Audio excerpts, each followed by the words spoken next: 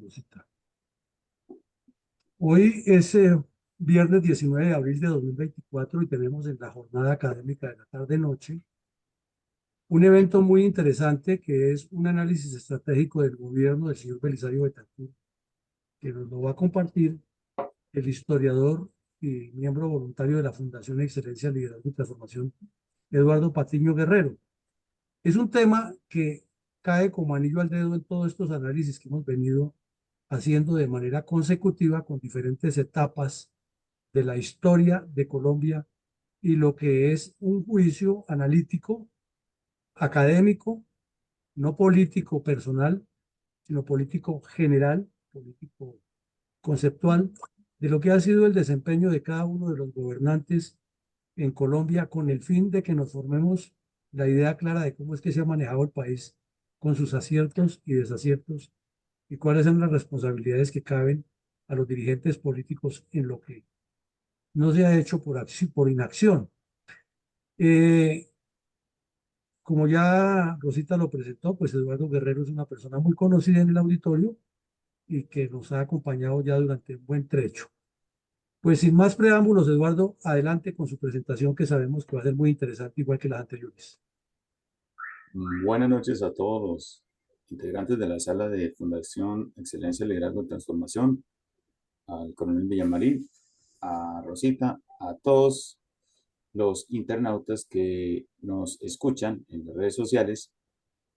Y el tema de hoy va a ser un análisis sobre la gestión del gobierno de Belisario Betancur. Entonces, para entrar en materia, tenemos los siguientes antecedentes. Recordemos que en 1978 se dieron las elecciones presidenciales donde Belisario Betancur fue candidato presidencial por el Partido Conservador y ocupó un segundo lugar. Algunos comentarios dicen que realmente hubo fraude en ese año, pero Belisario Betancur decidió dejar las cosas de ese lado y esperar 4 años más para unas nuevas elecciones presidenciales. También la crisis del sector financiero a finales del gobierno de Turbay pues fue uno de los factores que llevó al, a la crisis del Partido Liberal, la cual estaba manteniendo una hegemonía durante 8 años posterior a la alternación de poder del Frente Nacional.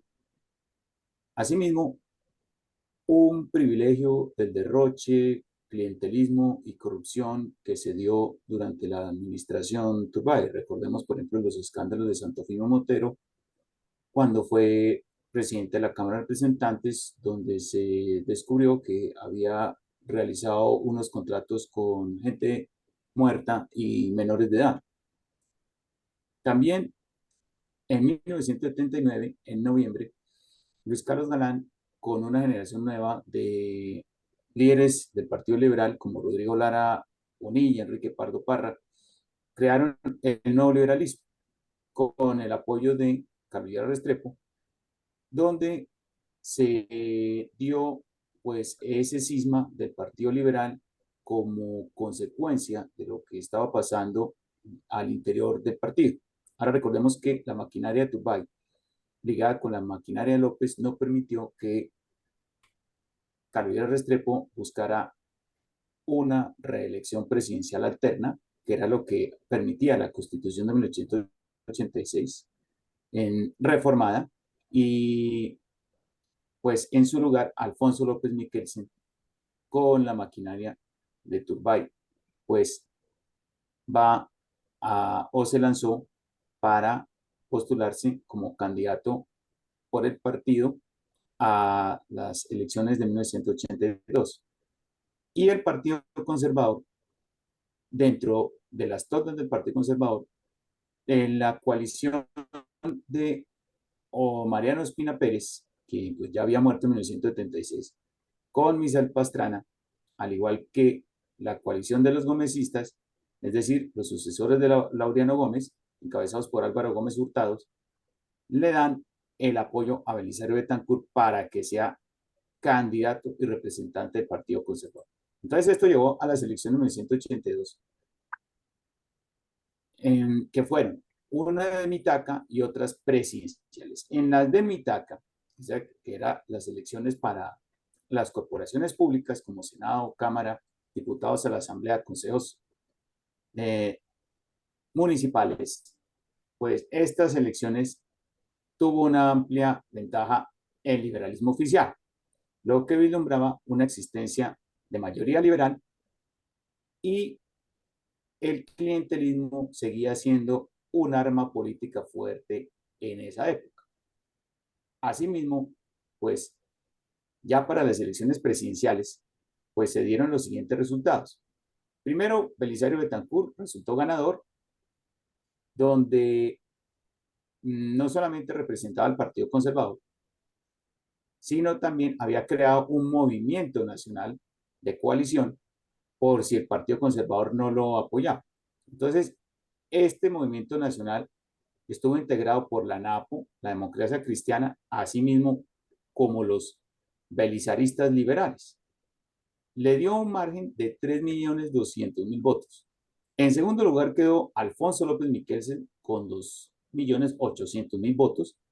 En tercer lugar, Luis Carlos Galán con 800.000 votos, pues lo cual fue muy significativo con la llegada de este movimiento político que pues representó pues a las generaciones que tenían 40 años, 30, 40 años en ese entonces.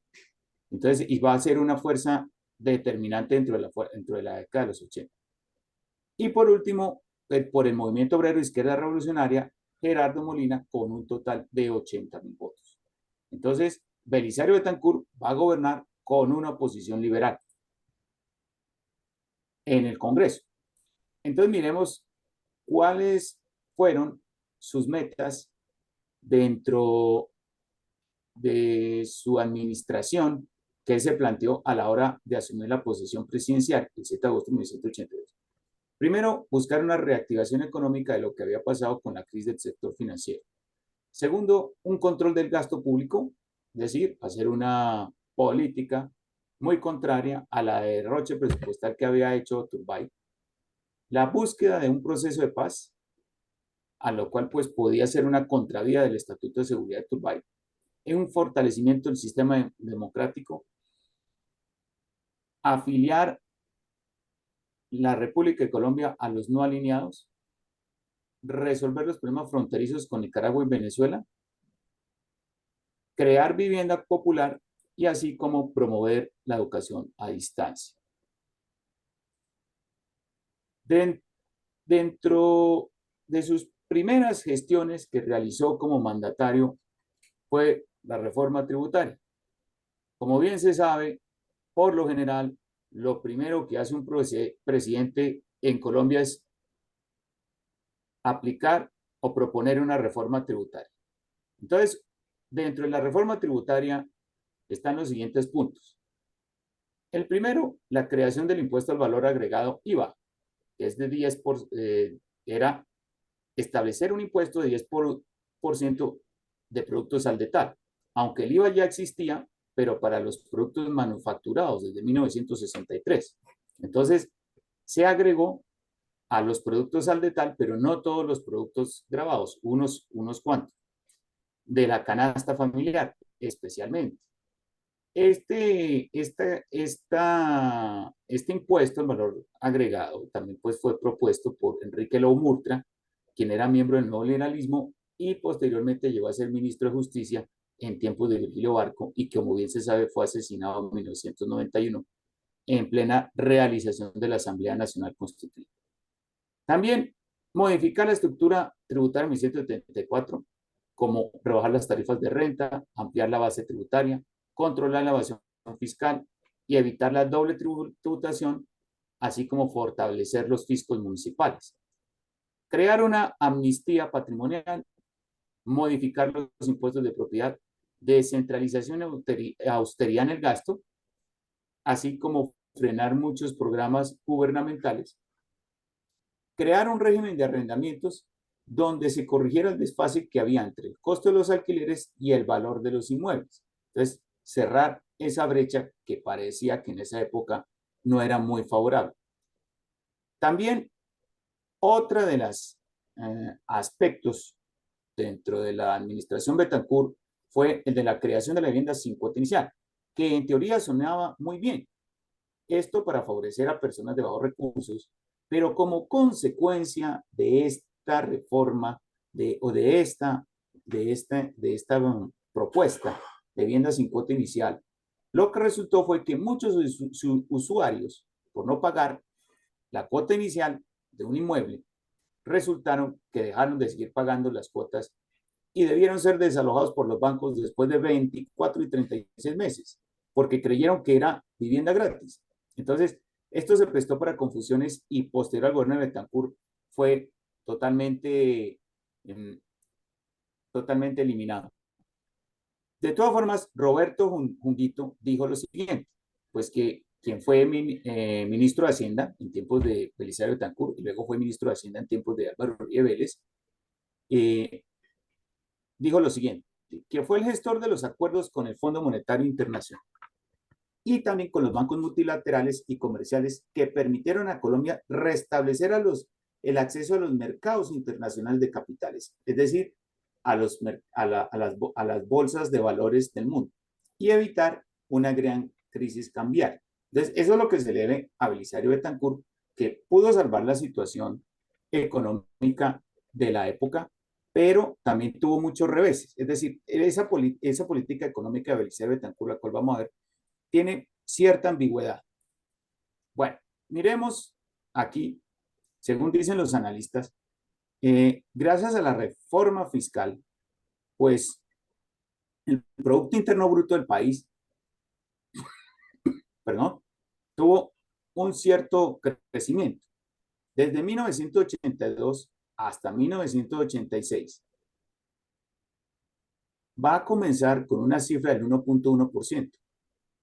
Luego, al 1.7%, para el 84 crece en un 3%, en el 85 se mantiene el mismo 3% y en el 86 llega al 5.8%, lo cual es muy significativo. Ahora miremos más aspectos de la política económica. Por ejemplo, miremos este ciclo que yo coloqué para entender mejor la dinámica económica que se dio a cabo en el país durante aquel entonces. En Estados Unidos se presentó un déficit fiscal, lo cual obligó al Tesoro estadounidense a aumentar las tasas de interés. Ese aumento de las tasas de interés llevó a que muchos inversionistas pues buscaran el mercado estadounidense y depositaran sus capitales en los bancos estadounidenses. Pues eso lleva a que haya mucho dólar y al haber mucho dólar pues se revalúa y entonces esta revaluación del dólar afectó el peso colombiano porque se devaluó y esto llevó a la falta de divisas.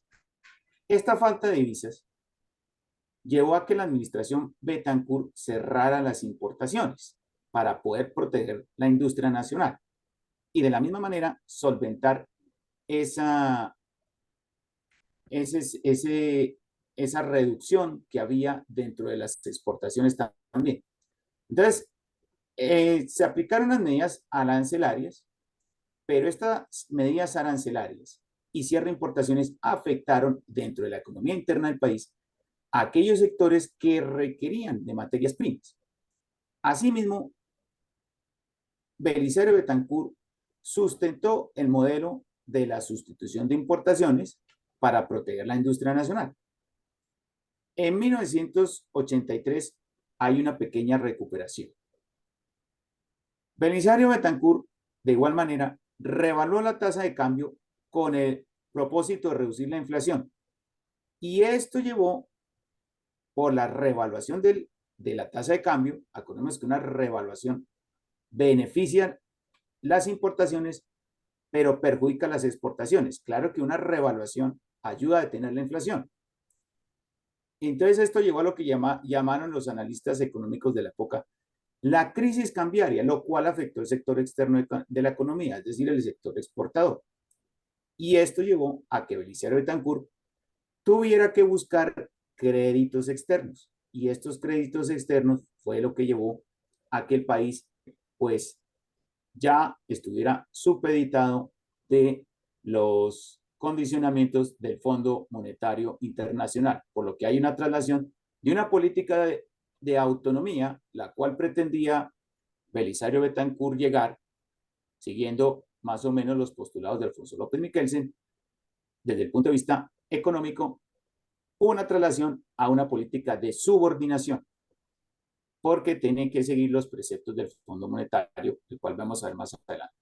Asimismo, dentro de la economía interna, por los altos precios de los bienes y servicios de la época, el Banco de la República se vio obligado a realizar una emisión monetaria para financiar el déficit fiscal. En esa época, el Banco de la República, la Junta Monetaria, no era independiente del gobierno, dependía de las decisiones del gobierno. Hoy en día es diferente debido a la Constitución del 91. La Junta es autónoma y el gobierno no puede exigirle a la Junta Monetaria emitir moneda a diestra y siniestra. O si no hubiera pasado lo que sucedió en tiempos de la Guerra de los Mil Días, cuando el presidente José Manuel Marroquín generó medidas de curso forzoso y nos llevó a una hiperinflación del 10.000%. Ahora, entonces, con esta dinámica, el país entró en inflación, lo cual pues fue algo mal logrado por parte de la administración Betancourt, porque una de sus propuestas era reducir la inflación. Según dice José Antonio Campo, que es uno de los historiadores y 2 veces ministro de Hacienda durante Samper y Petro, que realmente no se trabajaba en la década de los 70 y los 80 con la variable de la inflación. La variable de la inflación va a trabajarla desde la administración Gaviria Trujillo. Ahora pasemos a la siguiente diapositiva. Entonces vamos a ver aquí lo que es la balanza comercial o los términos de intercambio, que es la diferencia entre importaciones y exportaciones. Tenemos la barra naranja, las exportaciones, y la barra gris, las importaciones.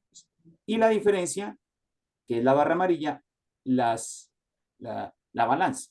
Entonces miramos cómo desde el 82, es decir, entre la administración Turbay y la administración Betancourt, las importaciones superan las exportaciones.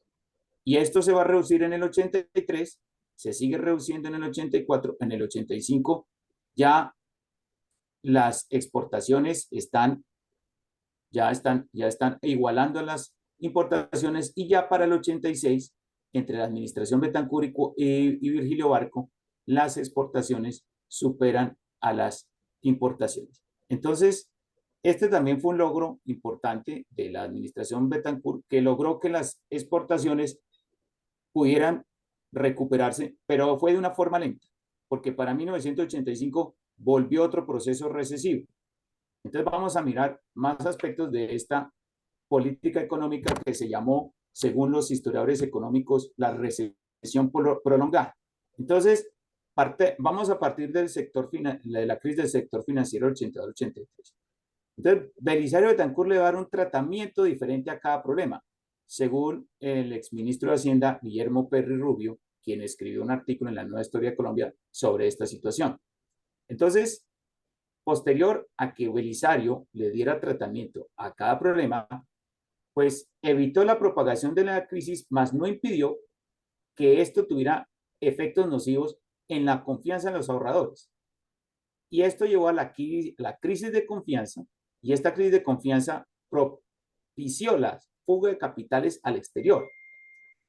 Por lo cual, dentro del aspecto bancario o financiero, pues hubo desplazamiento de los fondos hacia los papeles de gobierno y los bancos oficiales, que precipitaron problemas de liquidez, pues no se puede comparar el sector privado con el sector público. Y entonces esto agravó la recesión y pérdida de reservas internacionales. Para 1983, como dije, pues hubo un breve lapso de recuperación.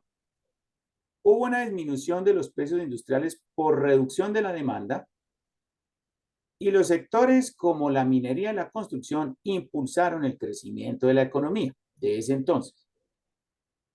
Por la reducción de los subsidios, que fue uno de los puntos del Fondo Monetario Internacional para la reapertura del crédito externo al gobierno de Betancourt, entonces se dio el alza de los precios agrícolas. En Brasil, así como en la administración López, pero en la administración López fue de mayor proporción, se dio unas heladas, las cuales afectaron sus cafetales, y en Colombia se dio la bonanza cafetera, pues la cual pues, fue aprovechada de cierta manera por la administración Betancourt. La caída de la inversión y del gasto público, que fue otra de las exigencias del Fondo Monetario Internacional para la reactivación del crédito externo, así como la lenta recuperación de las exportaciones, pues que no pudieron resolver problemas de corto plazo, pues llevaron a la reducción de la demanda interna.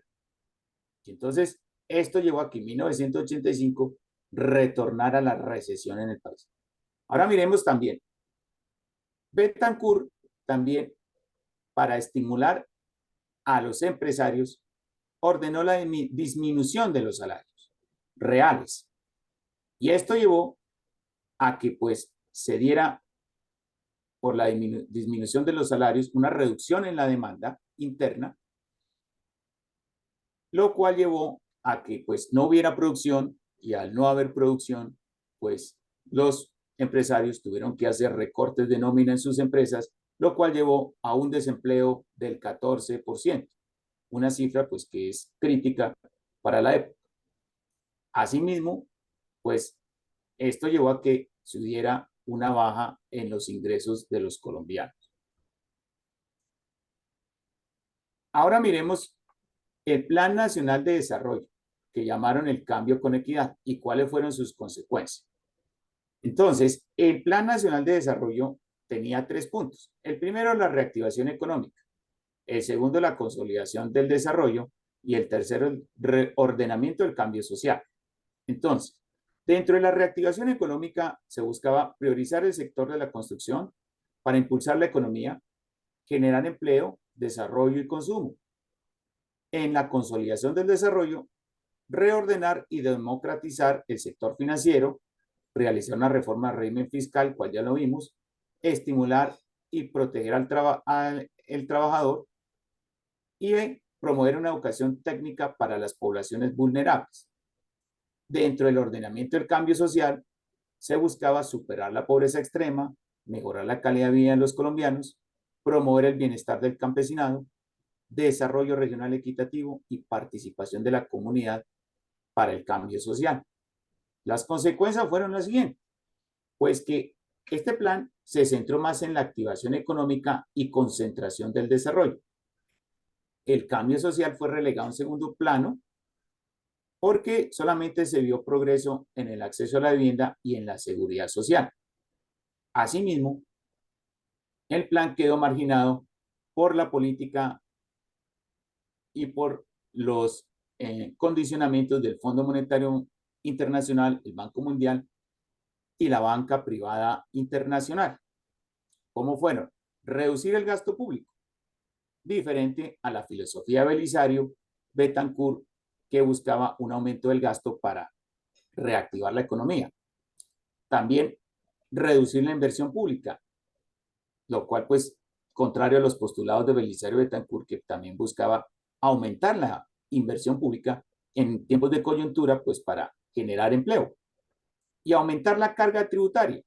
Entonces, esto también fue un traumatismo para la economía del país, al igual que la eliminación de los subsidios. Y acordémonos que por la eliminación de los subsidios, entonces se elevaron los precios de los productos agrícolas.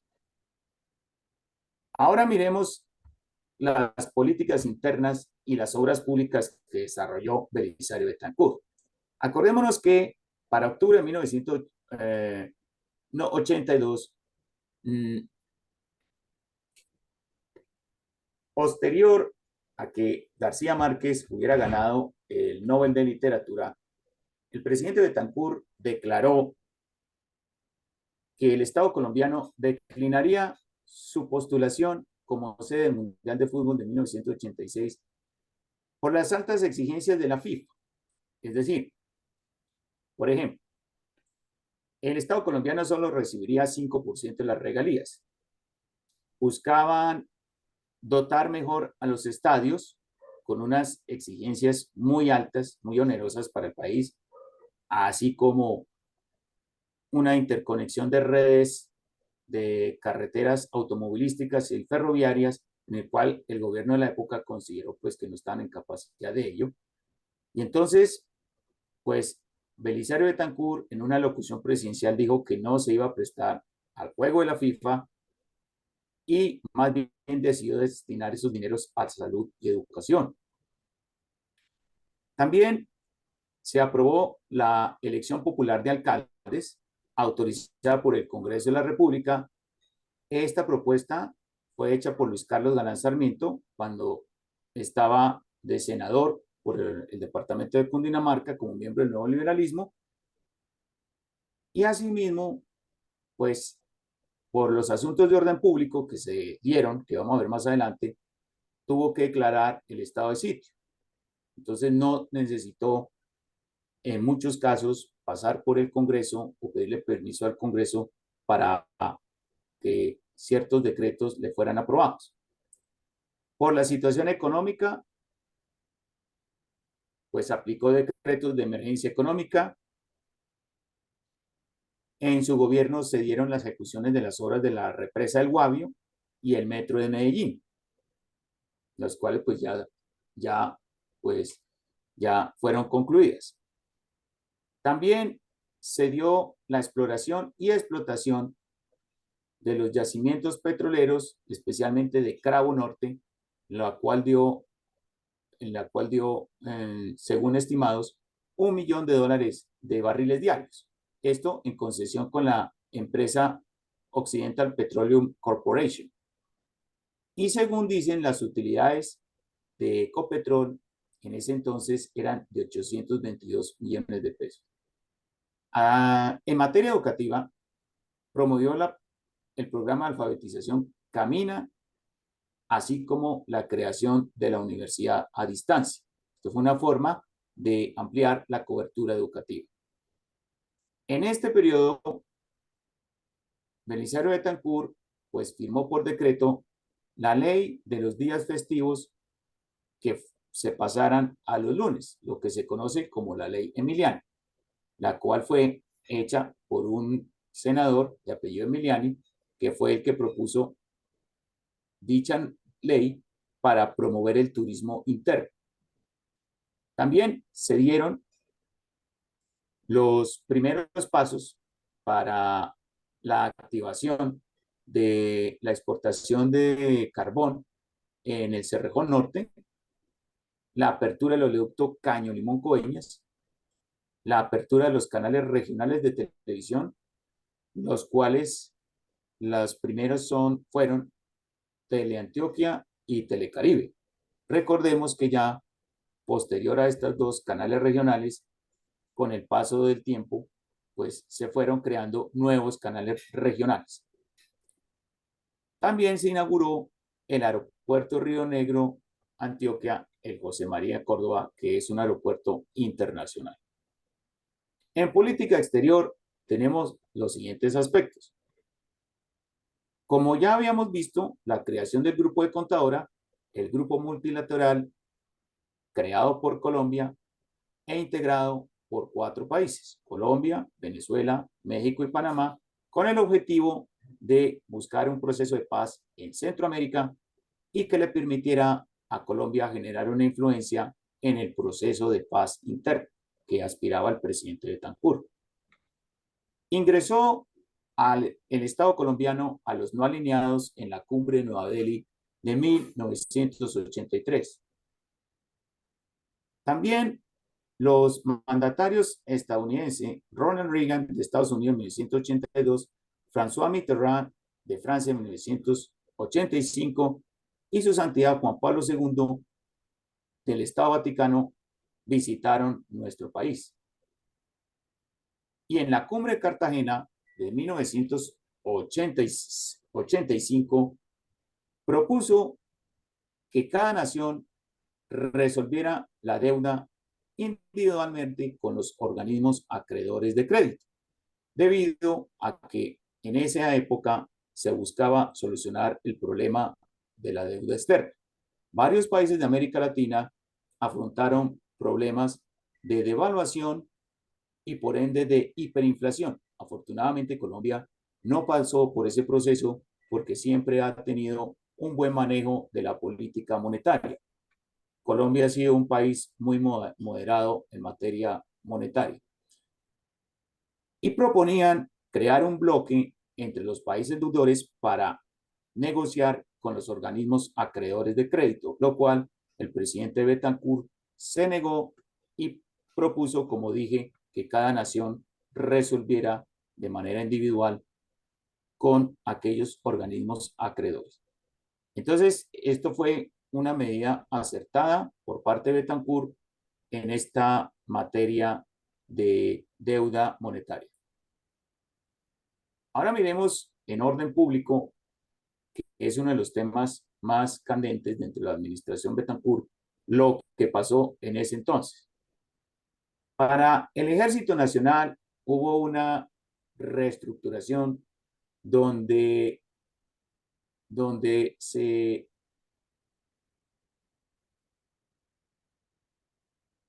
Ya un momento, parece que algo pasó con la... Ya, un momentico, ya, un momento, ya. Voy a pasar, perdón. Ya pueden ver la diapositiva. Sí, correcto. Sí, señor. Sí, Correcto, ok, listo. Entonces, se dio la creación de las divisiones, donde las divisiones agrupan a las brigadas y las brigadas agrupan a las unidades. Y entonces, este es un cambio importante dentro del Ejército Nacional. Pero las fuerzas militares, por orden del presidente Betancourt, mantuvieron el sistema de contención similar a López y Turbay. Por lo tanto, las fuerzas militares siguieron en la defensiva, se perdió la iniciativa y se tenían que defender de las incursiones y de las hostilidades de la guerrilla. En el inicio de su gobierno, en 1982, creó la amnistía para los guerrilleros, especialmente del M-19, que habían sido capturados durante la administración Turbay por el Estatuto de Seguridad, en los cuales pues, el ejército y la policía realizaron golpes muy contundentes contra este grupo armado. También llevó a cabo, entre 1983 y 1984, un cese al fuego con las FARC en el municipio de La Uribe Meta, pero este acuerdo fue violado por los miembros de las FARC porque decían que era un cese al fuego y no era un cese de las hostilidades, lo cual pues fue muy mal visto, no solamente por las fuerzas militares, sino por el resto de la opinión pública, porque le redujo credibilidad a este grupo armado. Pero el gobierno autorizó para que creara un brazo político, la cual fue la Unión Patriota. Para 1983, por iniciativa de Rodrigo Lara Bonilla, miembro del Nuevo Liberalismo, pues que era una identidad de este grupo político de luchar incansablemente contra el crimen organizado, entonces se dieron a la tarea de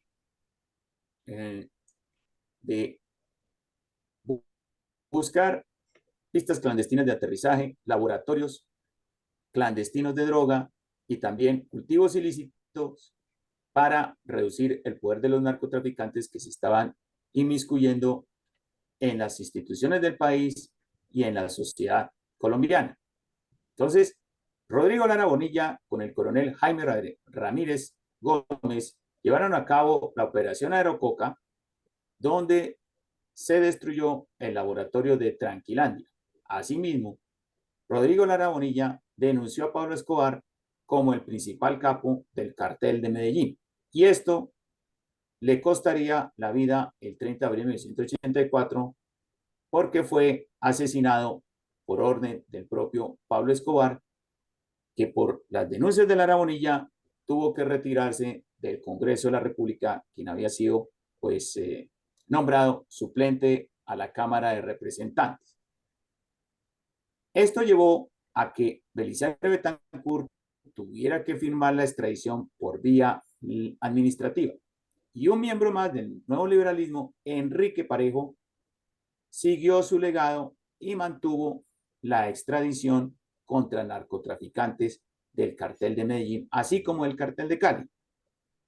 También otro caso que fue muy polémico fue la destitución, pero algunos dicen que fue retiro, del ministro de Defensa, el general Fernando Landazábal Reyes, quien pues estaba denunciando pues las actividades de los grupos armados, de que pues estaban pidiendo demasiado, pero no estaban cumpliendo con sus compromisos de paz.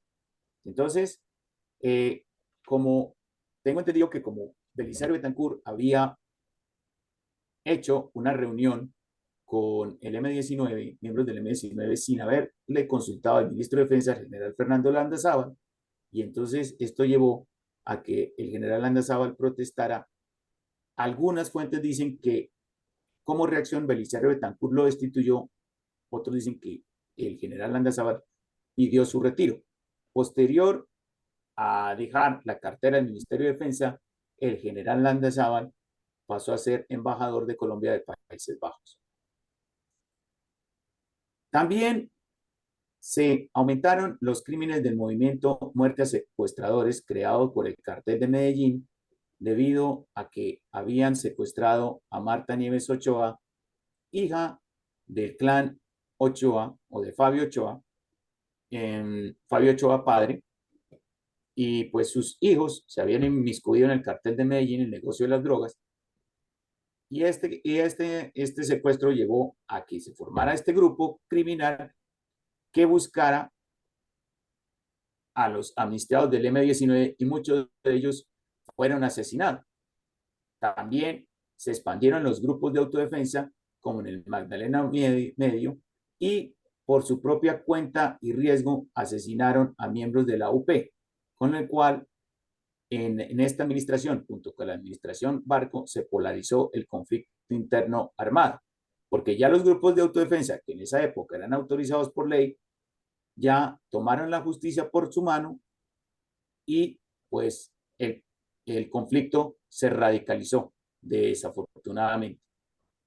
De ahí se ha surgido el mito de que las fuerzas militares están en contubernio con las autodefensas, pero eso, como decíamos, cuando trabajamos en memoria histórica con el Ejército Nacional, eso serían mandos medios y bajos por su propia cuenta y riesgo, pero la cúpula militar en ningún momento, ni el Estado colombiano, avalaron esas masacres que realizaban miembros de las autodefensas. Recordemos que estos grupos de autodefensa fueron declarados ilegales en 1989 cuando asesinaron al miembro de la Unión Patriótica, José Antequera, y hirieron de muerte al precandidato liberal Ernesto Samper Pizán por orden del presidente de aquel entonces, Virgilio Barco Vargas. En 1984, agosto de 1983, las fuerzas militares atacaron en Magdalena Medio la región de Corcovado, donde era un enclave del cuarto frente de las FARC, que fue una operación importante dentro y un hito histórico dentro de las fuerzas militares. Asimismo, pues, para ese entonces, Belisario Betancur dotó a las fuerzas militares, por ejemplo, de vehículos blindados Cascabel al Ejército, submarinos a la Armada Nacional, helicópteros UH-1N a la Fuerza Aérea Colombiana, que son helicópteros biturbina, y a la aerolínea Satena, que es operada por tripulaciones de la Fuerza Aérea, Fokker F-28, muy similar al avión presidencial de la época. También, para el 28 de agosto de 1985, se dio la operación Oiga Caleño Vea, donde fue dado de baja a Álvaro Fayá. Y acordémonos que por los asesinatos y las persecuciones del grupo MAS al M-19, esto llevó a que el grupo declarara que el Estado los había traicionado y lo volvieron a la lucha armada. Acordémonos que, por ejemplo, fue herido Carlos Navarro Wolf,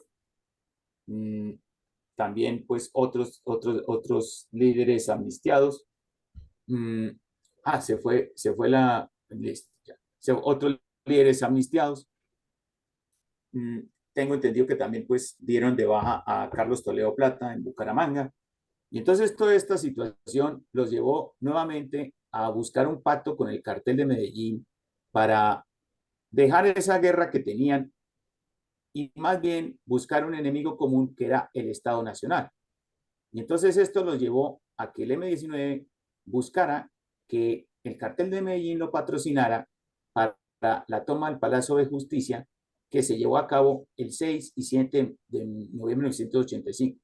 Recordemos que en declaraciones de John Jairo Vázquez Velázquez, alias Popeye, que era uno de los lugartenientes de Pablo Escobar, había dicho que este capo, o sea, Escobar, pues les asesoró que no se tomaran el palacio porque iban a morir, sino más bien se tomaran el Congreso.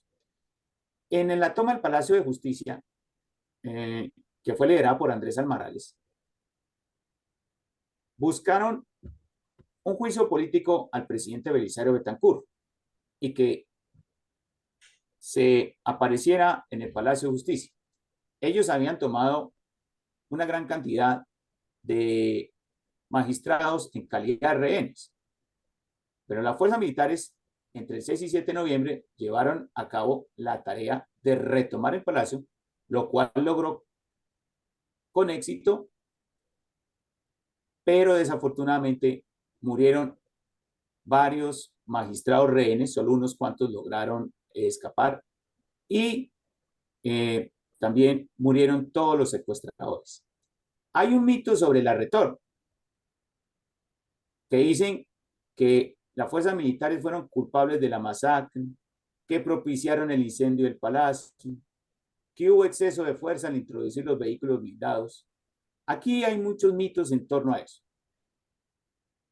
En cuanto a que las fuerzas militares son culpables de la masacre, eso sería, desde mi punto de vista, ponerlos de chivos expiatorios. Las fuerzas militares están cumpliendo con su deber. Algunos dicen que no supieron hacer la situación y lo comparan con la operación Chavín de Huántar en Perú, cuando los comandos peruanos tomaron la embajada japonesa en Lima. Pero lo que no saben es de que, pues, las circunstancias eran muy diferentes y el M-19 estaba pidiendo la presencia del presidente o de lo contrario, si no estoy mal, en 48 horas asesinarían a los secuestrados. Entonces la situación obligaba a no demorar la situación como hicieron los peruanos en 1997. Ahora, que propiciaron el incendio del palacio, eso es una gran mentira. Fueron los guerrilleros los que propiciaron el incendio del palacio para quemar los archivos que habían sobre los miembros del cartel de Medellín, para que quedaran libres de pruebas. Eso era un ardid del cartel de Medellín que estaba en contubernio con el M-19 para la toma del Palacio de Justicia. Que hubo un exceso de fuerza al introducir los vehículos blindados. Lo que pasa es que, según hablando con veteranos de la época, los vehículos blindados tuvieron que introducirse al palacio porque el M-19 los estaba esperando con una ametralladora .50, que es una ametralladora antiaérea. Es una ametralladora de alto calibre. Yo les he preguntado a muchos miembros, comisión de las fuerzas militares, cuando hicimos la memoria histórica del ejército, que por qué cuando hay pues estas mociones de censura en el Congreso no se habla sobre ello. Y a mí me explicaron que cada vez que van a hablar sobre ello, no los dejan hablar. Entonces, esto es una cosa que la opinión pública no lo sabe, que la opinión pública sigue diciendo que las fuerzas militares son las culpables de lo que pasó, pero no se dan cuenta de que ellos habían puesto armas letales que pues obligaban a que el ejército tuviera que introducir vehículos blindados. Para el 13 de marzo de 1986, miembros de la policía del GOES dieron de muerte al líder del M-19, Álvaro Fayad. Técnicamente, la retoma al Palacio de Justicia fue lo que llevó al comienzo del fin del M-19, porque esas incursiones urbanas que hacían ya se desvanecieron y para 1989 entraron a un proceso de paz con el presidente Virgilio Barco. Ahora miremos otro de los aspectos que se dieron durante la administración Betancourt, que fue el concerniente a los desastres naturales. Para el 31 de marzo de 1983, en un jueves santo, se dio el terremoto de Popayán, donde hubo 300 muertos y 10.000 personas damnificadas. Se perdieron tesoros artísticos y humanos de carácter invaluable, y esto llevó a que se exigiera la aplicación de normas de sismoresistencia en todo el país. Y eso es lo que hoy predomina en las construcciones urbanas en la nación, exceptuando construcciones coloniales. En la costa atlántica se dieron inundaciones y el 13 de noviembre de 1985, en una semana posterior a la retoma del Palacio de Justicia, el volcán Nevado del Ruiz hizo una erupción interna que derritió las capas de hielo del nevado y entonces ocasionó una avalancha de tipo lahar que acabó con el pueblo de Armero, el municipio de Armero, y parte de Chinchiná. Esto llevó a que hubieran en promedio 23.000 a 25.000 muertos. Pues se culparon a las autoridades, especialmente el Congreso y parte del gobierno nacional, por ignorar el riesgo de los lahares, pues que estos lahares podían causar daño a sus habitantes, lo cual pues no hicieron caso y pues decían que había un cañón natural, que ese cañón pues podía, que se estrechaba, pero ese cañón lo podían bombardear por medio de la Fuerza Aérea para que pues en caso de una avalancha el río pudiera seguir su curso normal. La avalancha de Armero llevó a un servicio de rescate helicoportado por las fuerzas aéreas de varias naciones y empresas privadas de aviación helicoportada, lo cual fue pues un hito histórico dentro de la historia de la aviación y especialmente la aviación helicoportada, porque hubo un despliegue gigantesco de helicópteros militares y civiles jamás visto, yo creo que en la historia del continente. El presidente viajó al lugar de los hechos y Armero fue declarado camposanto. Y para 1986, en su gira por Colombia, su santidad Juan Pablo II, pues bendijo el pueblo y fue personalmente al lugar de los hechos donde aconteció la avalancha. ¿Qué podemos dar o qué podemos concluir sobre la administración de Belisario Betancur? Pues que afectó la estabilidad político-social del país por no entender el doble juego de los grupos armados, es decir, realizar diálogos para ganar tiempo y poder seguirse armando y buscar así la toma del poder. No logró la paz que anhelaba para con la nación. Asimismo, evitó una gran crisis cambiaria por sus reformas políticas y económicas, así como fiscales. Trató de crear un margen de autonomía como el que tiene Brasil para con el país, pero que no se dio por la realidad histórica de la época. Es decir, las condiciones de la época no llevaron a que el país pasara de ser una nación subordinada a una nación autónoma. Por lo tanto, lo que pasó fue que se dio una traslación de la autonomía a la subordinación. Esta autonomía la estaba llevando a cabo Alfonso López Michelsen, pero con Belisario Betancourt, que quería consolidarla, no se llevó a cabo por las realidades económicas, lo cual lo llevó a depender nuevamente del Fondo Monetario Internacional, la banca internacional, y entonces esto lo llevó a que el país nuevamente estuviera subordinado a los intereses foráneos.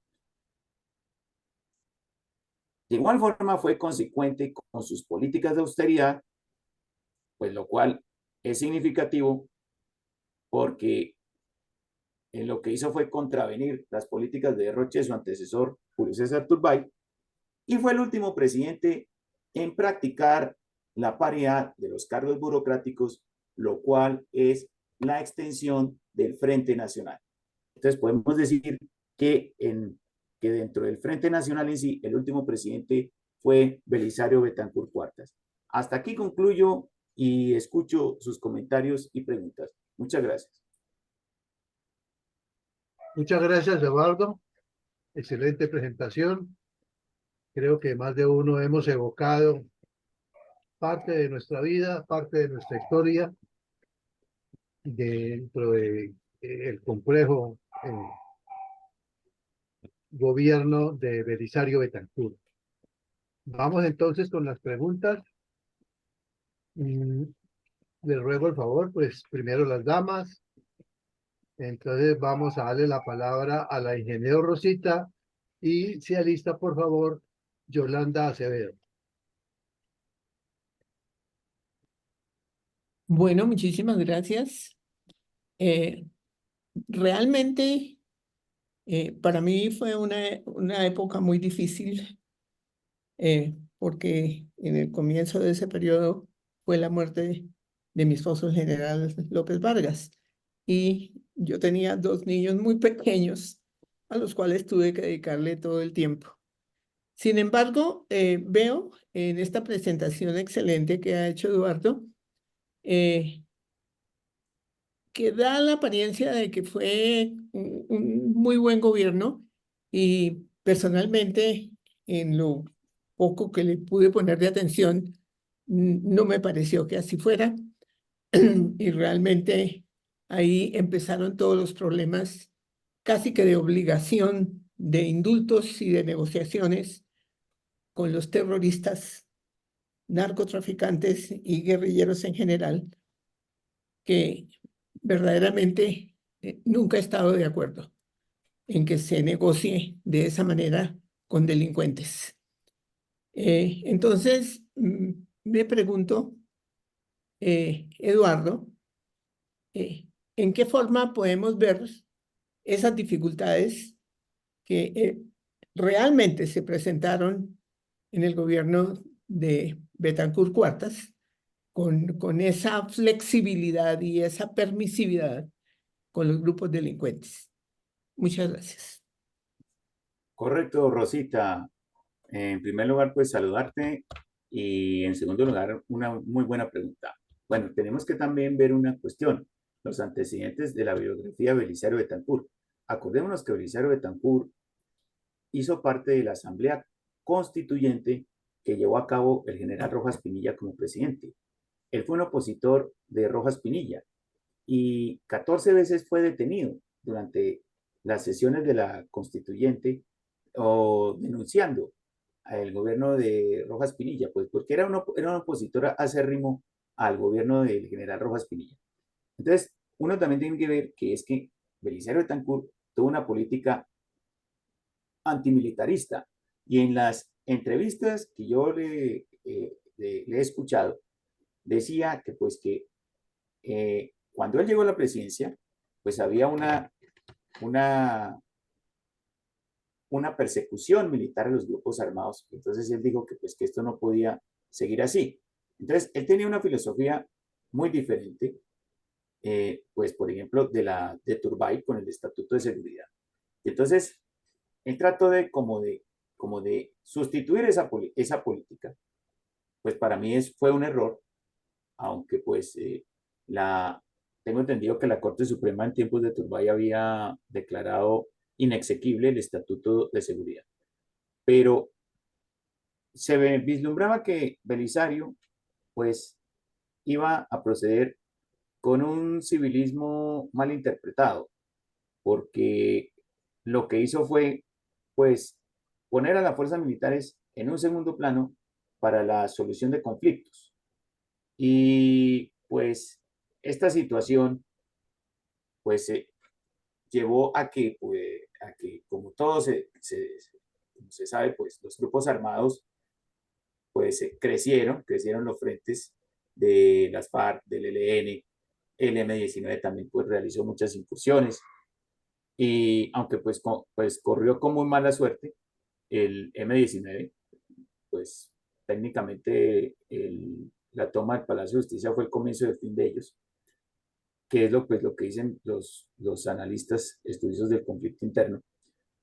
Y también que, pues, Belisario Betancur, pienso que era más que todo como un idealista romántico. Recordemos que él fue literato, fue poeta, fue escritor, también de novelas, de cuentos. Entonces, ese romanticismo que él tenía, pues, lo buscó como, lo llevó a buscar un idealismo, ¿no? Un idealismo fallido, que era el de buscar una conciliación con todos los sectores de la sociedad para lograr un acuerdo de paz, un consenso nacional.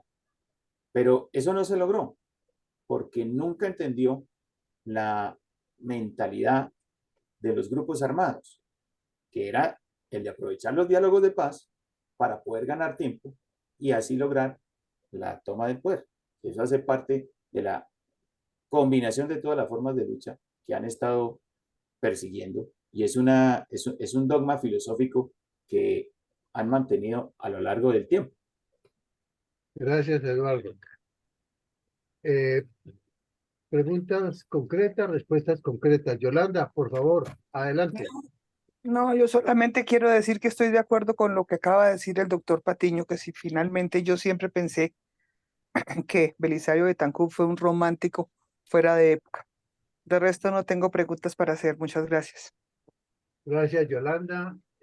Voy a leer unos aportes que nos han dejado en el Facebook. Dicen buenas noches para todos. Llama la atención que la votación de la izquierda en el año en que fue elegido Belisario Betancur fue de tan solo 80.000 votos.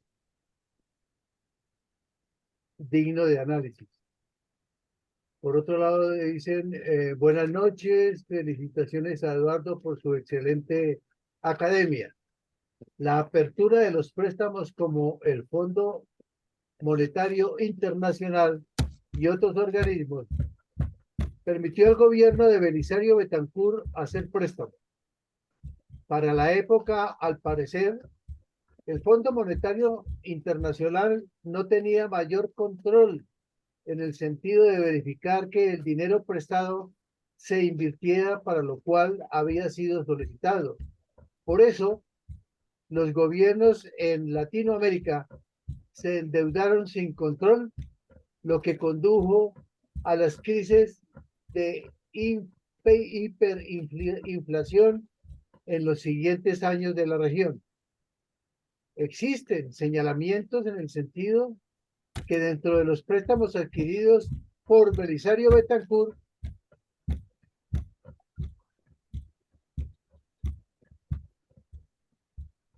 hubo alguno que tenía como destino inversión en el sector eléctrico que finalmente no se hizo.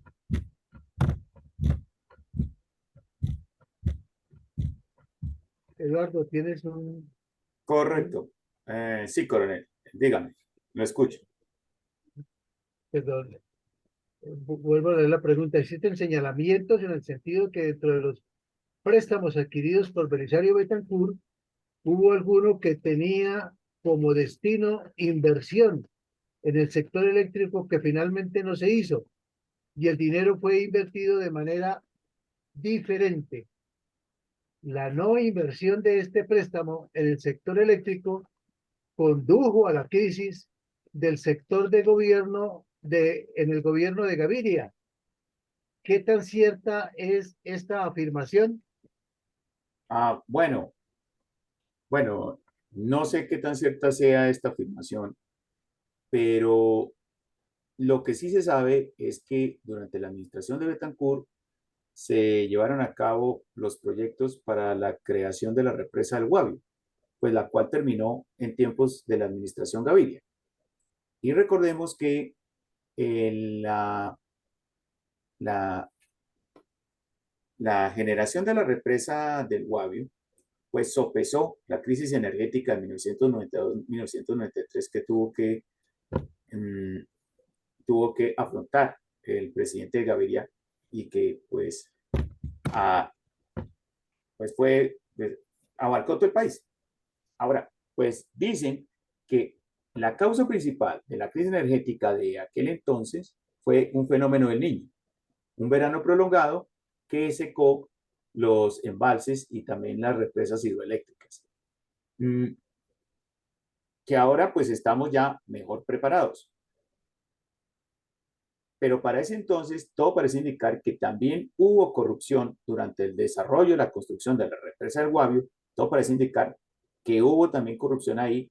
Y entonces el problema fue que cuando se dio la crisis energética, ya la represa del Guavio pues no se había construido y debería haberse construido. Entonces, porque se retrasaron las obras. Entonces eso es lo que se dice.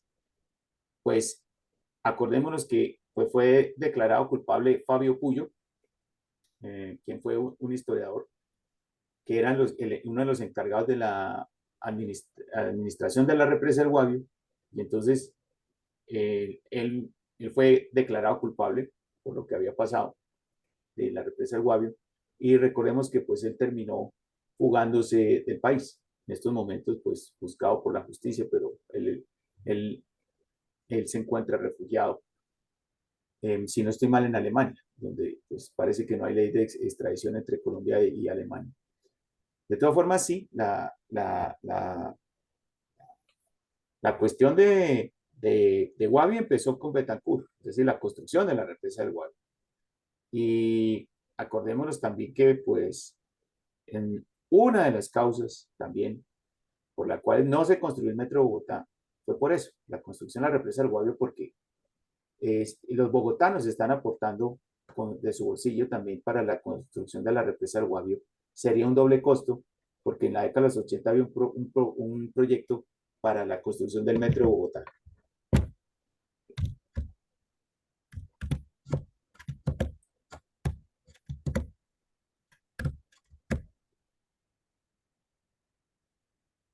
Gracias, Eduardo. Tiene la palabra nuevamente Yolanda, que levantó la mano, y se alista mi sargento mayor Elías.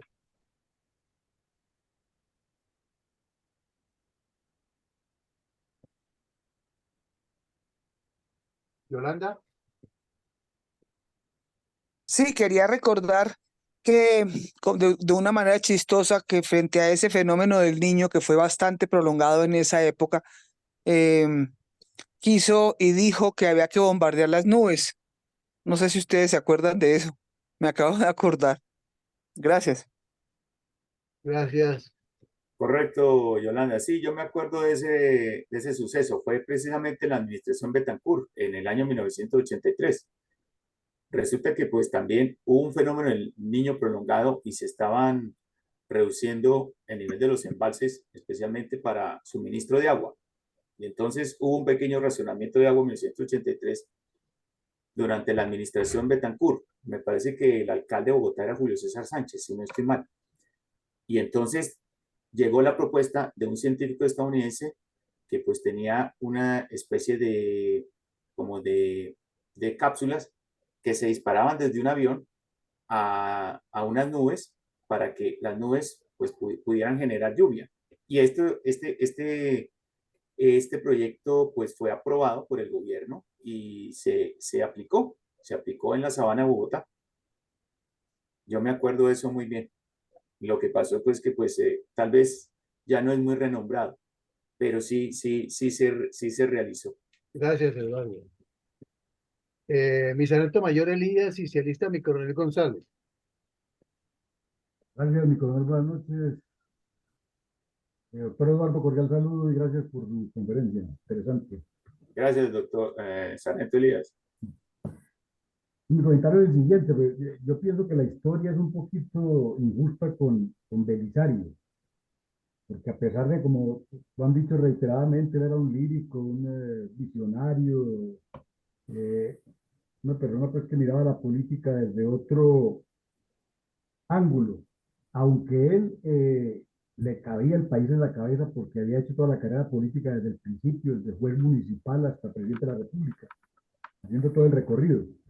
Su mandato, pues, tal como lo dijo el doctor Eduardo pues, en su conferencia, fue turbulento el mandato, toma del Palacio, avalancha de Arbero, terremoto Popayán, inundaciones en la costa, accionar de estos autodefensas para exterminio de la UP, creación del MAT, terrorismo, narcotráfico, etc.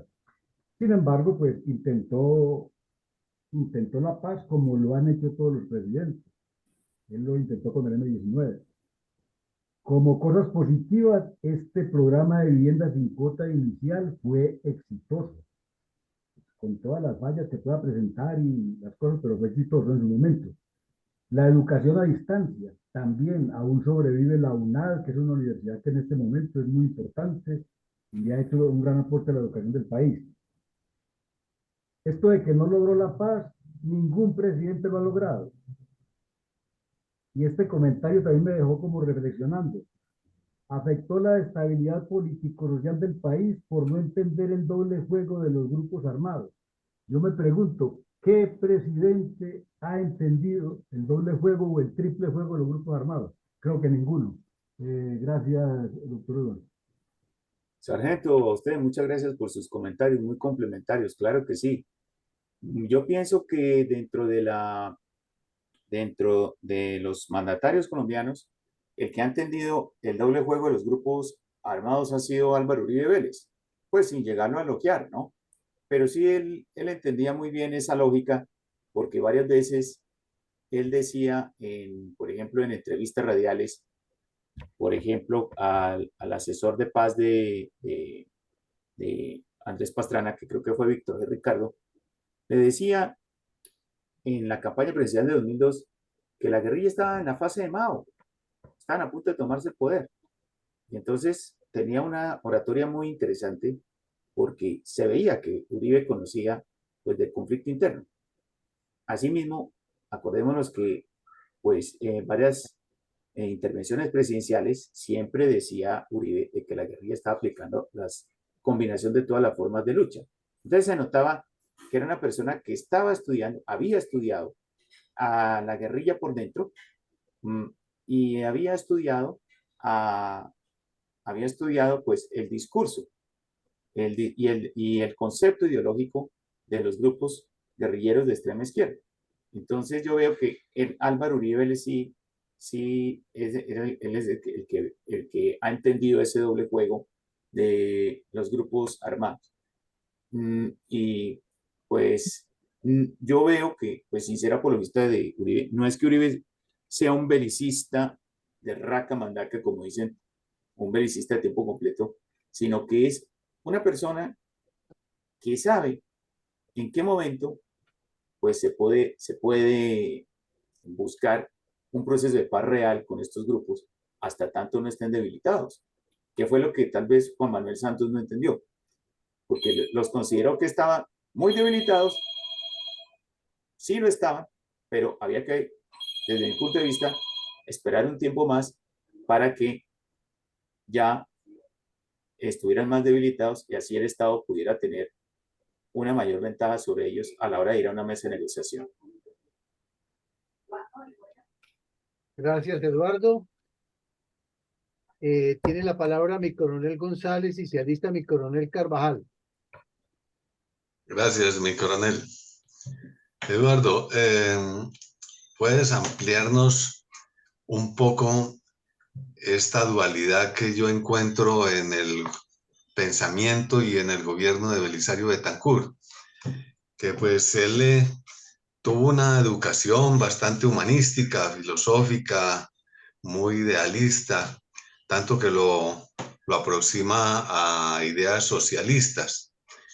No tanto comunistas, pero sí socialistas. Recordemos, por ejemplo, que él fue conferencista en las reuniones de Golconda que hicieron los sacerdotes para analizar la situación social en Colombia.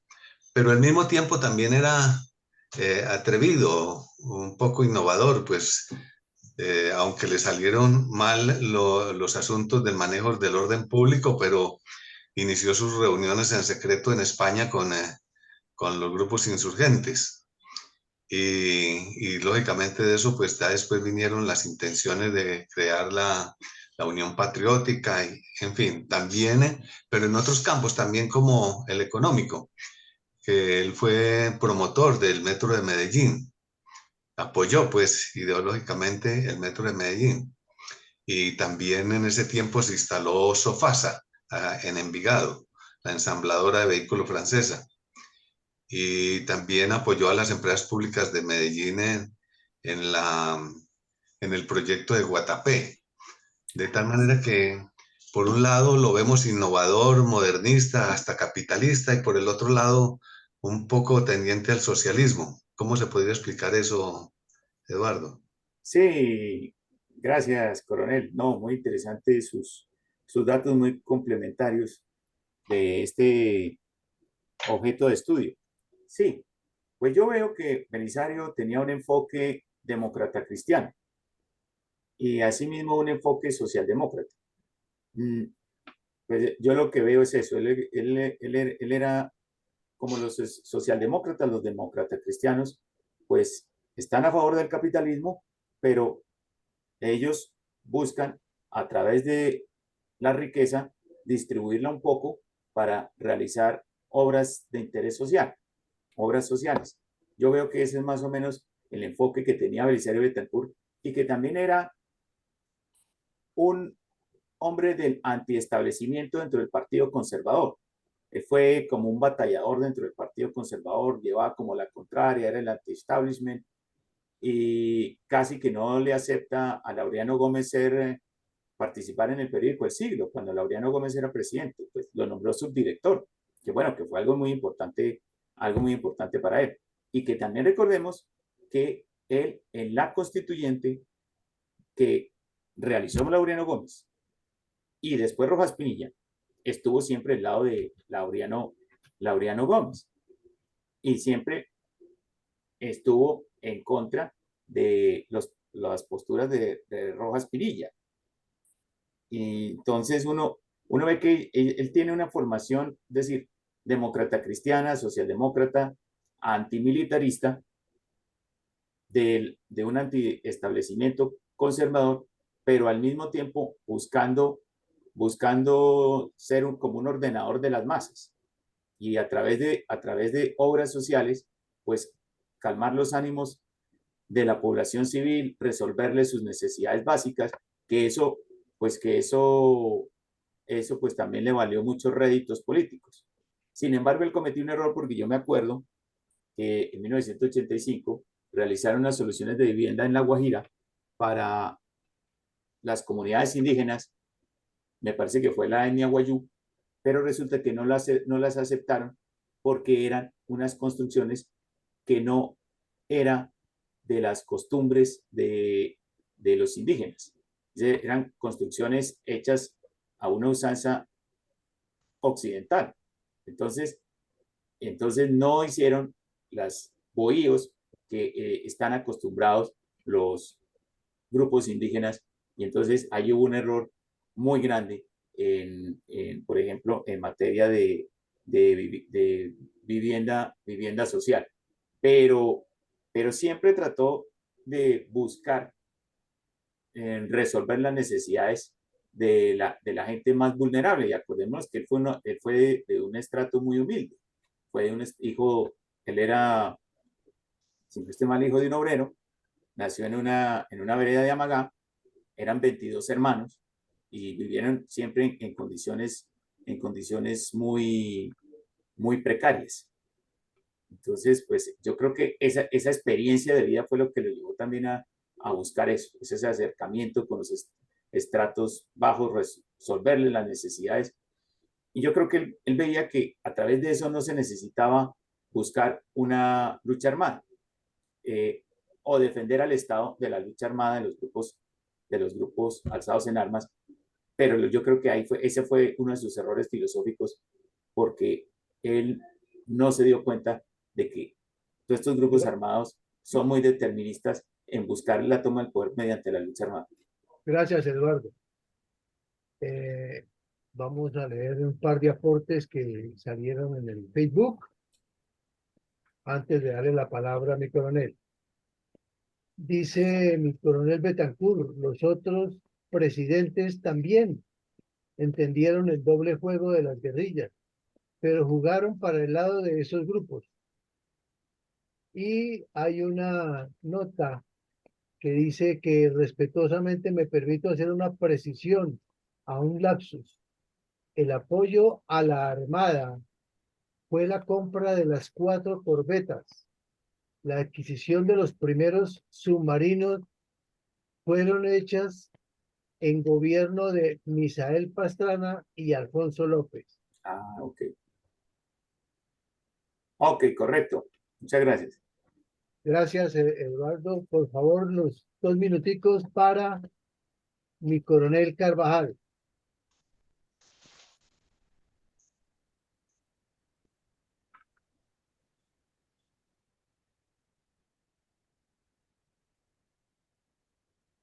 Mi coronel Carvajal tiene su micrófono abierto, no lo escuchamos.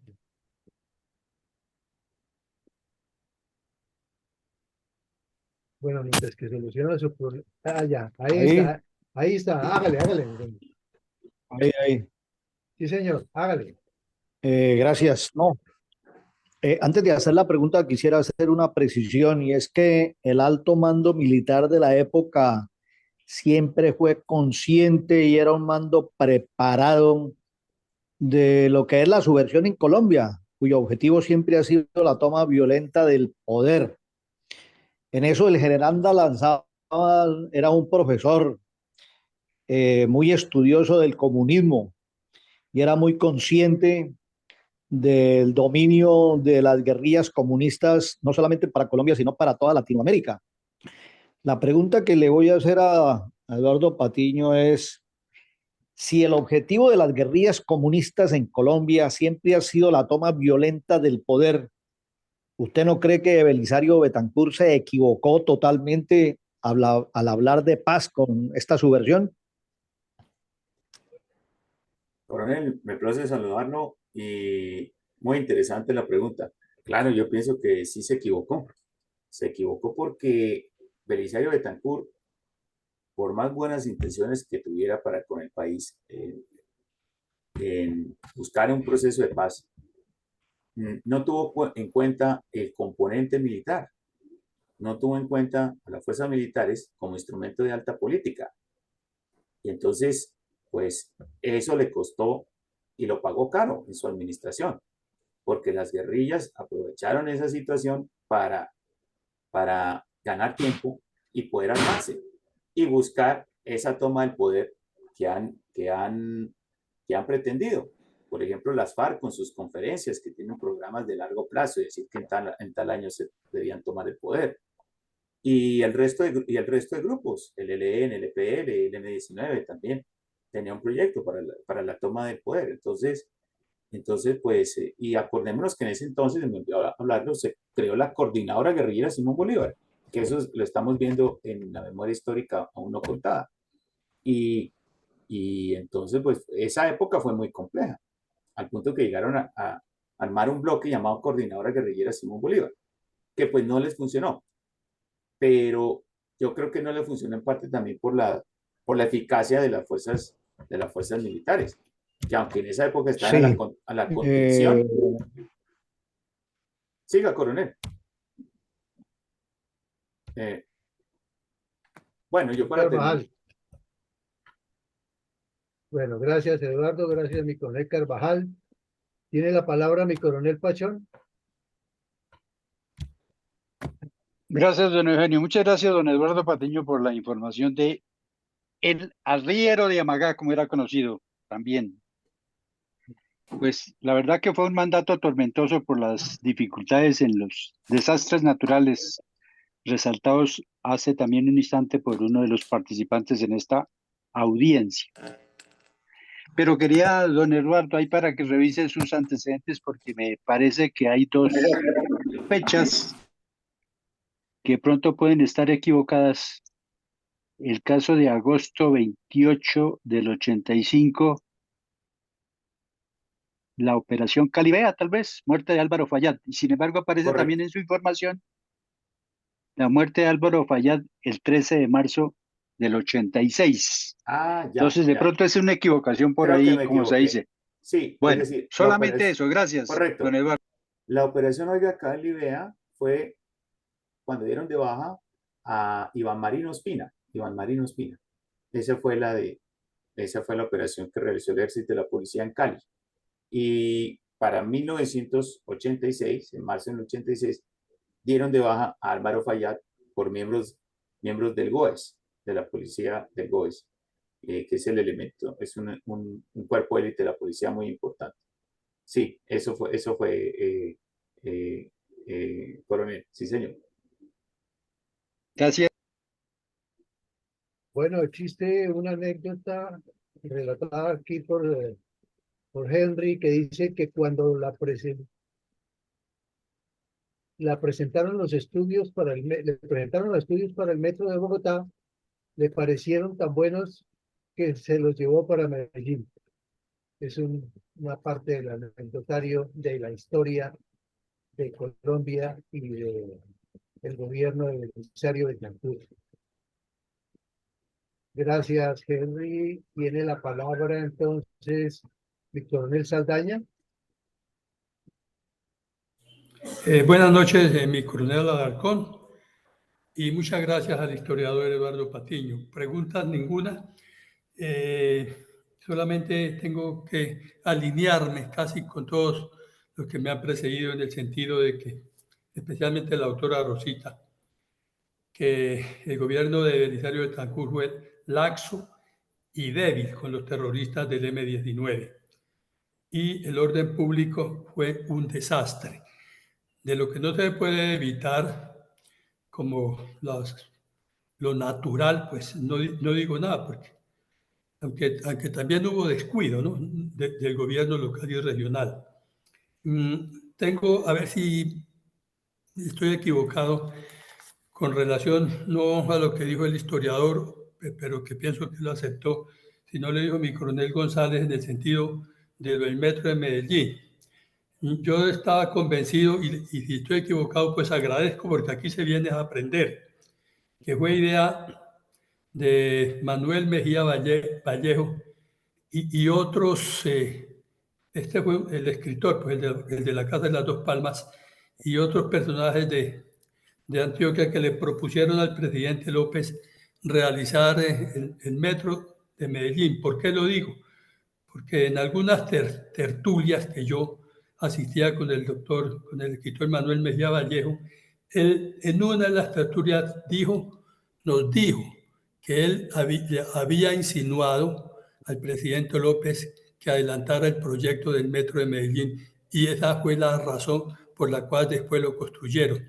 Esa duda la tengo y sería muy bueno aclararla, y muchas gracias. Coronel Saldaña, me va a saludarlo. Pues bueno, no tengo conocimiento al respecto, pero sí es probable que desde la administración López hubiera pensado en la creación del metro de Medellín.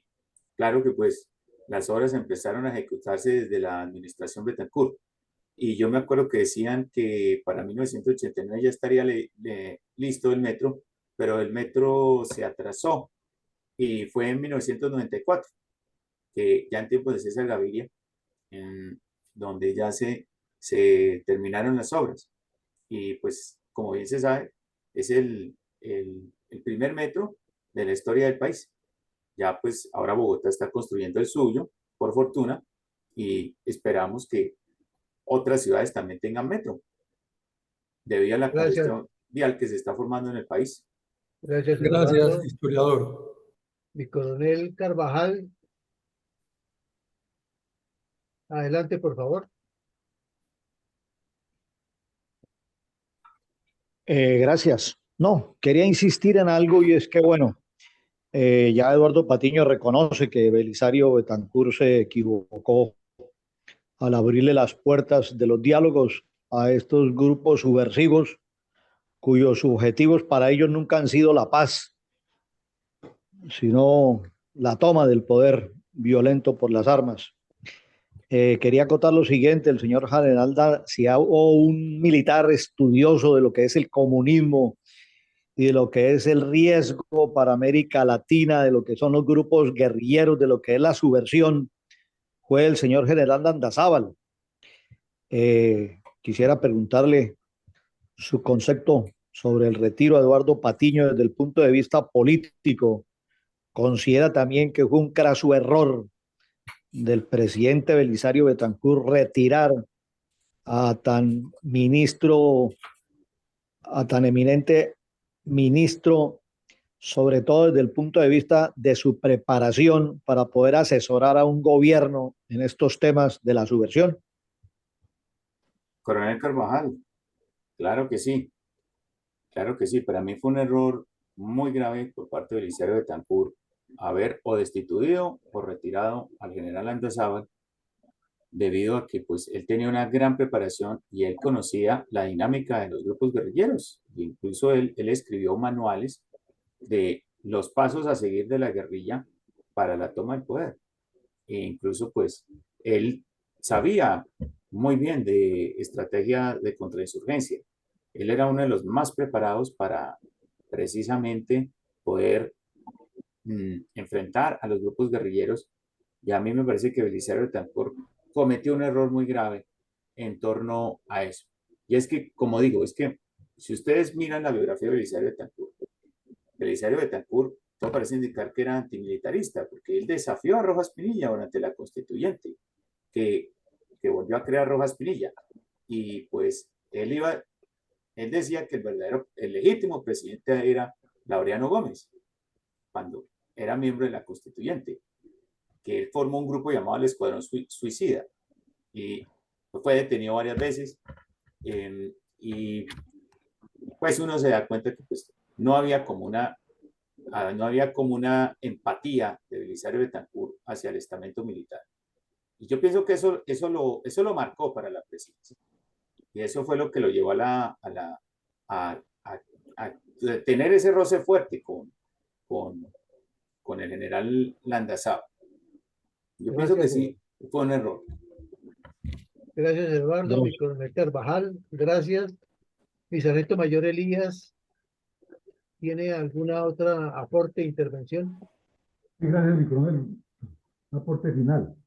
Eh, Se ha criticado mucho a Belisario respecto al evento del Palacio de Justicia porque se dice que no gobernó durante ese evento, pero él delegó bajo su responsabilidad la retoma del palacio al estamento militar y esto lo reconoció públicamente, incluso le puso a disposición de la justicia por haberlo hecho.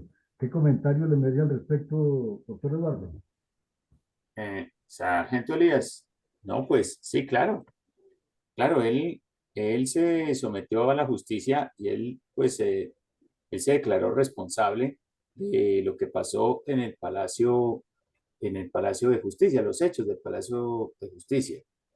Es decir, yo pienso que Belisario Betancur sabía que no tenía otra posibilidad sino de buscar una solución militar en cuanto a la toma del Palacio de Justicia, porque no podían repetir lo de la Embajada Dominicana en tiempos de Tupac, pues que pues les permitieron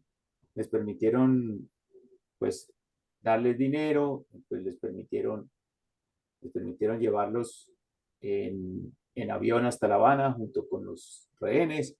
Entonces no se podía repetir la historia de la Embajada Dominicana porque sería un acto de debilidad por parte de las instituciones del Estado, del estamento militar, de la misma presidencia de la República. Y Belisario Betancur tenía que demostrar fortaleza y él ya sabía que pues no podía dar un paso al costado y tenía que pues acudir a esa solución de tipo militar. Entonces, pues yo creo que se han construido muchos mitos en cuanto al Palacio, ¿no? Al Palacio de Justicia, y pienso que hace falta es que las fuerzas militares puedan declararse y contar toda la verdad de lo que pasó durante los hechos del Palacio de Justicia, porque hay muchos mitos y en torno a esos mitos siempre se ha, o la gran parte de las declaraciones han declarado culpable a las fuerzas militares. Entonces, pienso que debe haber una reevaluación histórica, historiográfica en torno a ello. Bueno, mi coronel Eduardo Patiño, mi coronel Villamarín, hemos llegado ya al final. No tenemos más preguntas. El ingeniero Rosita levantó la mano, por favor, adelante. Gracias. Lo que yo tengo más en la memoria de esa situación del día del Palacio de Justicia es escuchar a Betancur Cuartas diciendo que asumía la totalidad de la responsabilidad y que él había dado las órdenes a la fuerza pública correspondientes.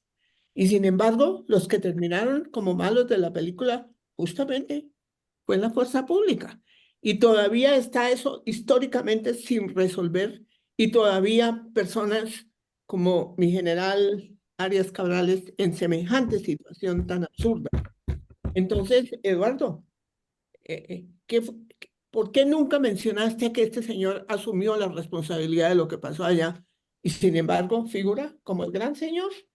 Muy romántico, muy poeta, muy todo lo que quieran, pero creo que en ese momento mostró la calidad baja de presidente que tenía. Muchas gracias. Muchas gracias, Rosita. Mi coronel Villamarín. Hemos llegado al final. Pasamos ahora entonces a sus comentarios. Muchas gracias a Eduardo Patiño por su intervención. Y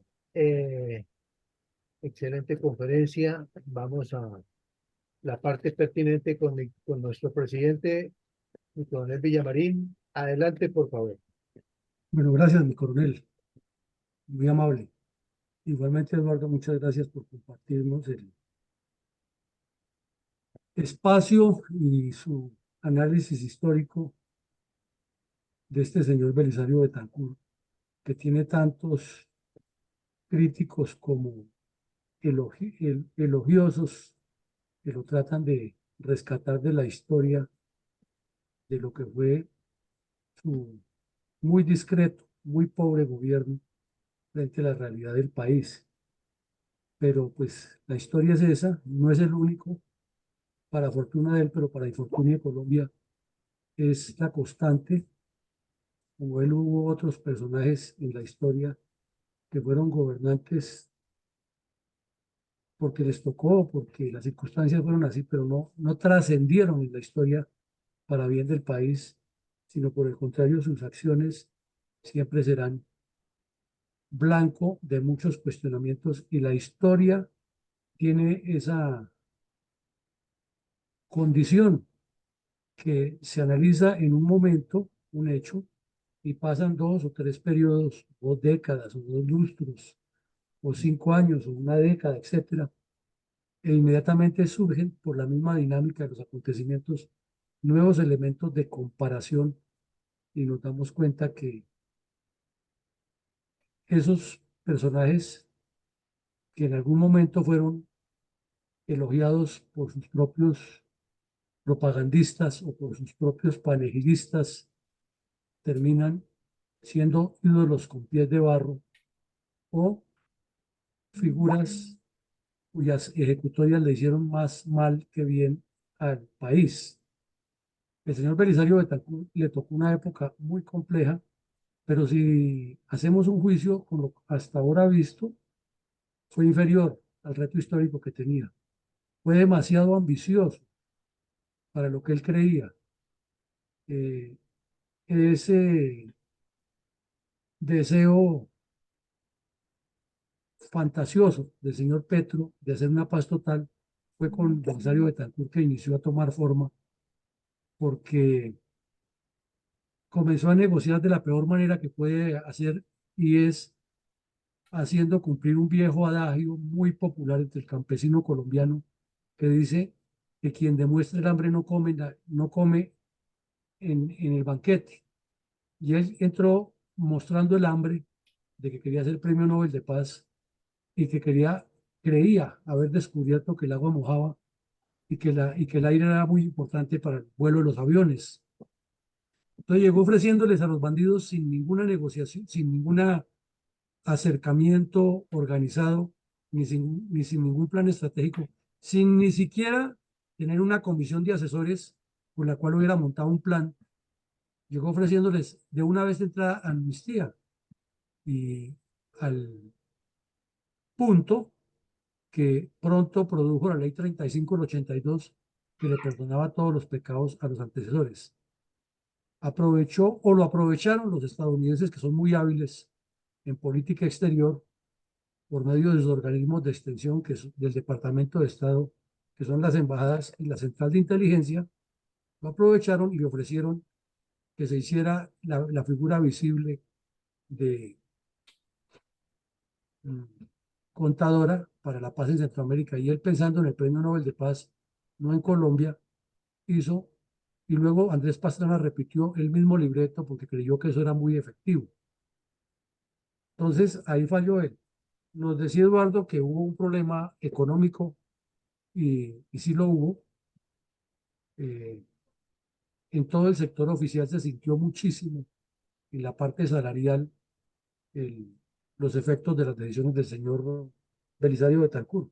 Pero además hubo otros dos eventos que le correspondieron a él, mm, por la circunstancia de ser el presidente, que lo terminaron de hundir y con los que él o no estaba preparado o no previó que lo podían afectar tanto. Uno fueron los desastres naturales como el de Popayán, el terremoto del 83, que fue dramático, y luego 2 años después el deslave del Nevado del Ruiz, que desapareció a un poblado en Armero. Entonces, en ese sentido, la naturaleza no le ayudó mucho, y también tuvo un periodo muy fuerte de sequías y otro periodo muy fuerte de invierno, que también lo afectó a él, pues a su gobierno y a su imagen. Pero el otro aspecto con el que él no contaba, y después, así como acaban de destapar, que el señor López Miquelsen sí tenía que ver con los narcos y que Julio César Turbay, pues uno deduce que la próxima desclasificación que haga la DEA o el Departamento de Estado, no la DEA, va a aparecer también el señor Belisario Betancur, porque Pablo Escobar, el señor Leder y otros bandidos siempre lo han dicho, que desde el 74 para acá no ha habido una sola campaña, y dicen que todas sin excepción. Y si ellos lo dicen es porque le han dado la plata, que le dieron plata a las campañas políticas. Entonces, en el gobierno de Belisario Betancur hizo metástasis un cáncer que venía creciendo y en el que la sociedad colombiana pacata y la dirigencia política descompuesta se hacían los de la vista gorda y miraban para otro lado. Y Belisario trató de tapar el error cuando lo vio, haciendo una especie de amnistía tributaria en la cual dijo que todos los colombianos que estábamos en condición de declarar renta, que podíamos declarar por una sola vez en el año 83 todo lo que no tuviéramos declarado, que no había ninguna persecución tributaria, pero que eso sí, a partir del 84, por lo que quedara en patrimonio y capital, sería objeto de la taxación que establece el Estado en cada caso. Eso indiscutiblemente era un lavado de dinero auspiciado por el Estado, y lo hizo el señor Betancur. En la educación cometió un error fatal, que no es solamente culpa de él, sino que ya venía esta, que fue alejar de las aulas de la primaria y de la secundaria la historia de Colombia. Un error que es imperdonable, pero se repusieron los bandidos del M-19 y de las FARC, so pena de que si no, no negociaban con él. En la relación con la política fue, como Eduardo lo definió, y fue un continuador del Frente Nacional. Se dedicó a repartir puestos, a hacer repartir, a hacer lo mismo que había hecho. Con los sindicatos no le fue muy bien, y eso que él había sido ministro de Trabajo durante la administración de Guillermo León Valencia, y se suponía que conocía al dedillo esa cartera y que la iba a manejar bien, no le fue bien. Con el sector de los estudiantes universitarios que tuvo una especie de luna de miel al principio, al final tuvo muchas protestas en su contra. Y en el sector de las relaciones internacionales, realmente fue muy pobre la acción de él.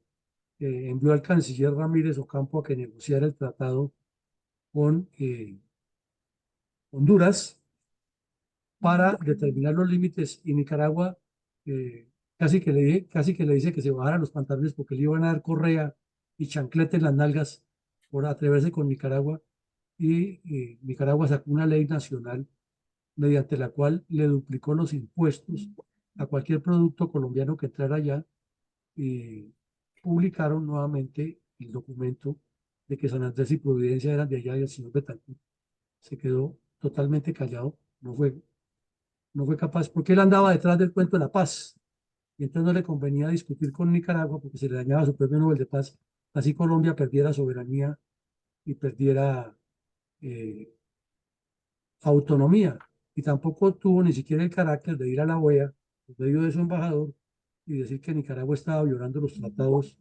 interamericanos y que Nicaragua era un problema para Latinoamérica, porque entonces ya no era el hombre de la paz.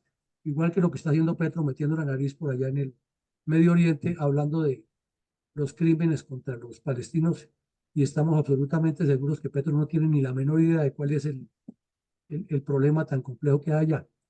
Entonces vemos que son muchos los aspectos negativos. Mi coronel González resaltaba que hizo algunas obras, claro que las hizo porque todos los gobiernos tienen, pues, o proyectos que vienen en camino, o gente que trabaja en los ministerios y en los departamentos administrativos que desarrollan tareas.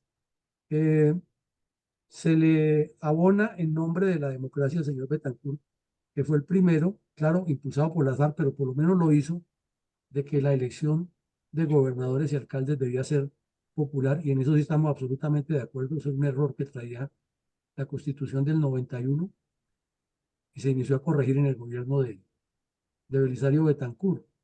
El tiempo en Colombia realmente es muy corto, de 4 años, para que un presidente logre eh, hacer un programa de gobierno muy bueno. Y máxime cuando ocurre que, así como el señor Betancourt llegó sin ningún plan para trabajar la paz, era que en las otras carteras tampoco tenía ningún plan, ni en Hacienda, ni en salud, ni en educación, ni en desarrollo, ni en obras públicas, sino que llegan ahí y comienzan a hablar de lo que dicen y luego publican su plan de desarrollo, que no pasa de ser un bla, bla, bla, pero todo el tiempo están dedicados, como decía el señor Valencia, a mí déjeme la política y ustedes arreglen lo técnico. Entonces, no es el único, pero pues le tocó hoy pasar por la palestra y aquí lo estamos juzgando con lo que hizo y no hizo.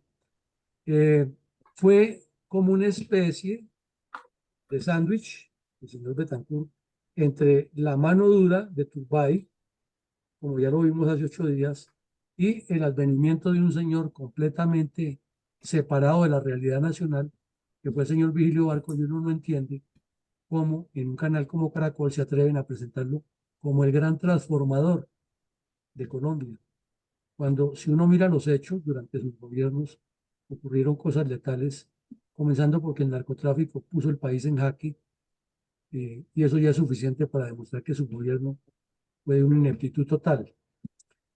Pero estamos en el análisis de la historia y estos son apenas algunos puntos. Si este mismo análisis lo hacemos dentro de 6 meses, un año, seguramente con la evolución de los acontecimientos y con el enriquecimiento que estamos adquiriendo todos los días aquí, tendremos nuevos elementos de juicio para poder analizar mejor a este personaje y a todos los que han estado sentados en el Palacio de Nariño, como decía el indio Rómulo, jodiendo a los colombianos. Llegamos al final, los invitamos entonces para continuar el próximo lunes con nuestras actividades académicas. Tendremos por la mañana la memoria histórica, como siempre, y en la noche nuevos conferencias y presentaciones y actividades de prolongación de nuestra formación como estadistas. Coronel, Sí, ya me un momentico. Hoy Tengo una. no, perdón, mi coronel.